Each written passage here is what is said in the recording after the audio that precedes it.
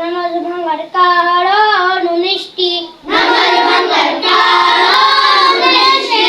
নামাজেও শুদ্ধ পড়া, নামাজের ভিতর কথা বলা, কোনো লোকে সালাম দেওয়া, সালামের উত্তর দেওয়া,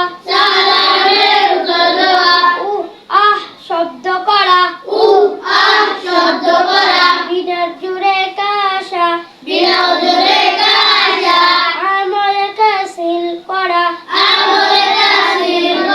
বিপদ দেখি বেদনা শব্দ করিয়া কাদা, তিন তাসবিহ পরিমাণ সদর খুলিয়া থাকা, মুক্তাদি ব্যতীত অপর ব্যক্তির লোক বানাওয়া।